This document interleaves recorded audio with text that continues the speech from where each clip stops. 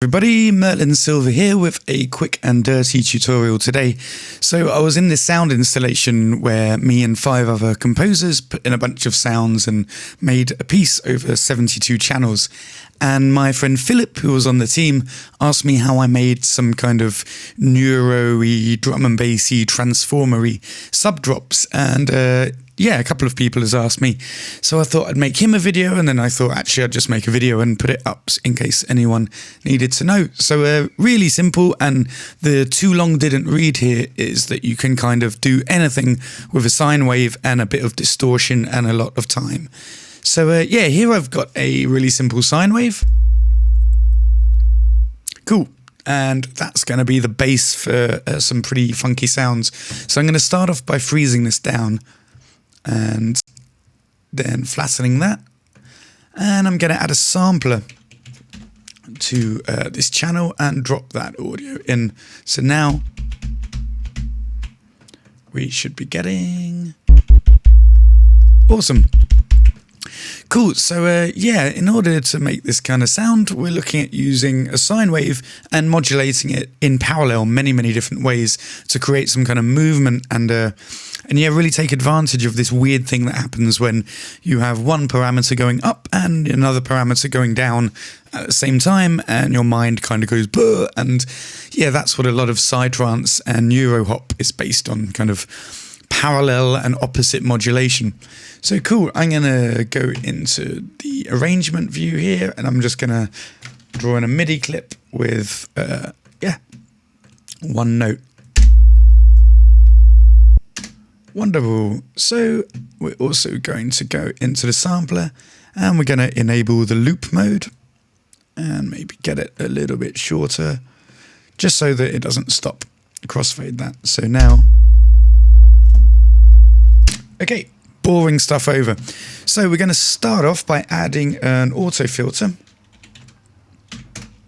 and we're going to nest this into a group. And with this auto filter, I'm going to enable any of the distortion models, and I'm going to quickly and dirtily just put in some random automation. Now, in order to get really cool kind of dramatic stuff, it's going to take a lot more trial and error than what I'm showing. I'm just showing you guys the technique. So, cool, got you. So again, that's going to need a limiter. Sorry if that hurt anybody's ears.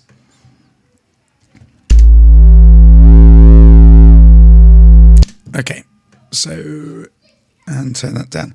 So next we're going to get another auto filter. And this is actually going to be a bandpass filter, also with some distortion. And I'm going to do the same again, just kind of draw in some random ass lines to get some counter movement. And also because it's a bandpass filter, I'm going to draw in some bandpass action. Now this is a lot more fun and a lot easier if you've got a controller. I haven't got any of mine plugged in because this is a bit off the cuff, but yeah, it's a lot more kind of, maybe you get a lot more human results out of actually controllering these in.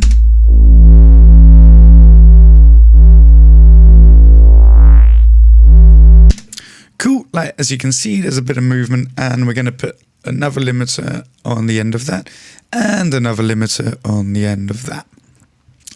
Cool, let's add another parallel chain. This time it's just going to be an EQ.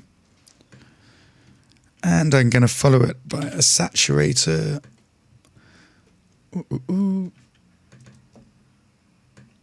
And we're kind of doing the same thing here. You know, turn up the drive, turn down the output. This time I'm going to make a peak and modulate the frequency cutoff. Or the frequency number. And yeah, just do kind of the same thing.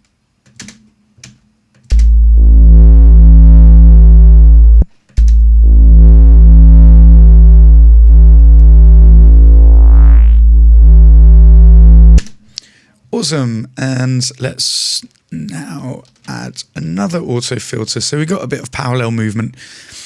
And now we can, this is a bit fractal, like you can just kind of keep going and going. Let's, yeah. That would do. Just a bit of automatic LFO on that.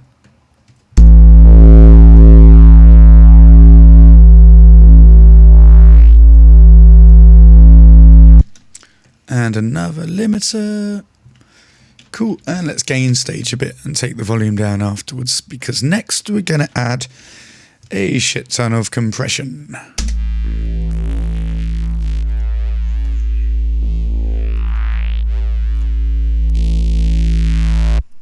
Okay.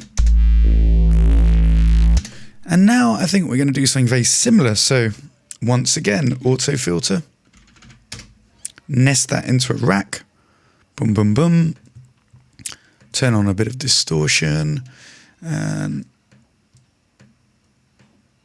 modulate the absolute bejesus out of that. Turn on the amount. And yeah, do a bit of modulation here as well.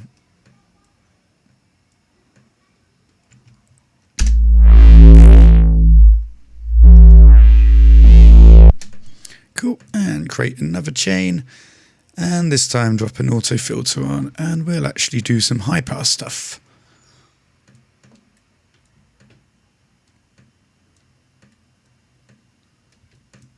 And maybe make that kind of dirty too.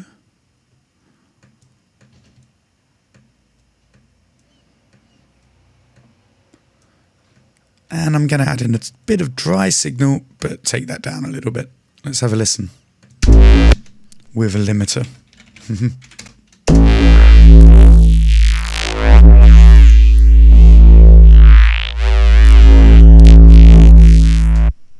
Cool. And actually another OTT multiband compressor. I mean, this is just because I'm doing this video. You can actually dial this in properly and not be lazy like this.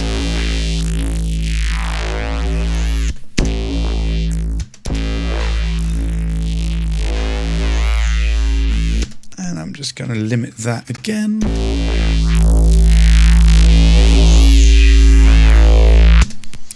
Cool. So now we got an interesting kind of movement. Let's work on the pitch bends. So we're going back to the sampler. I always recommend you do this afterwards, because then it kind of stays surprising and it can get kind of a bit repetitive. So let's just play around for a bit.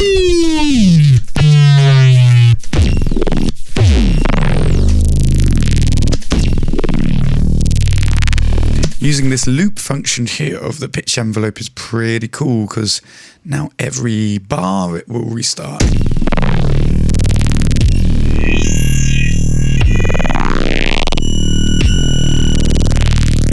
I mean, that's pretty awesome, isn't it? And all we've done really is modulated distortion and filter over a sine wave. It's not super complicated, but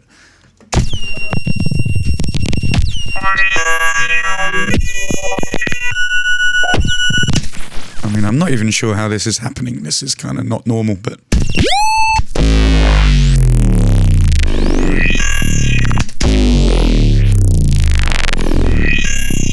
awesome. Now to finish things off, we're going to have a bit of space. So I'm going to add a reverb, and I'm going to nest this into a group, and I'm going to make this kind of, 100% wet, not super big, with a little bit of decay. Cool space.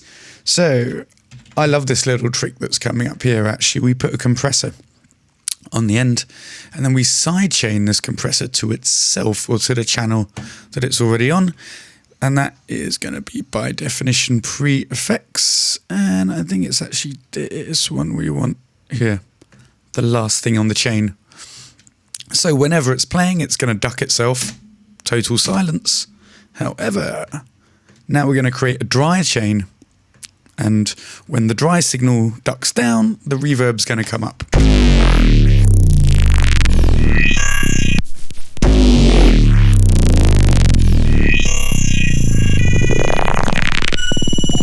And actually, sometimes this is good to kind of control the input, because as you can hear, it's not being very responsive. So what we're going to do now is only use the low end to trigger this reverb.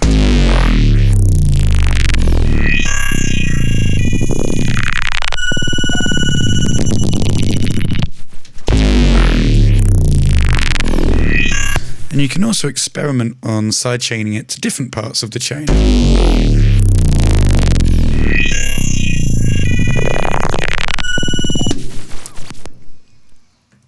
And then sometimes a bit of delay. And maybe we'll actually use the mid for this.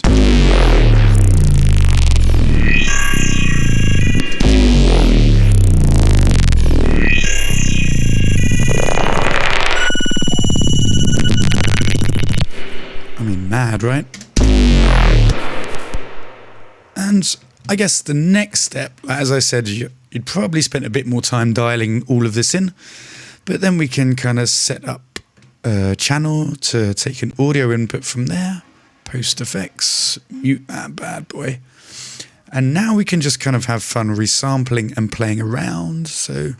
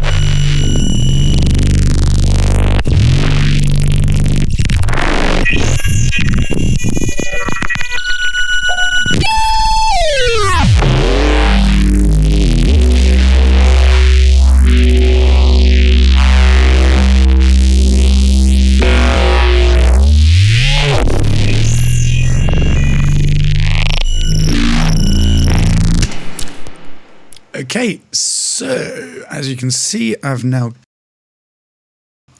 got really interesting stuff to kind of play with and chop up later on.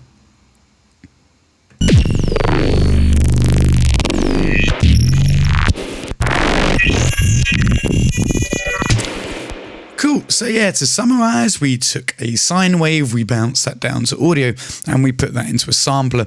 And then after that, we just went absolutely bananas, modulating some auto filters, some distortion, limiting everything at every stage, and trying to keep the gain staging at least as out of the red as we can.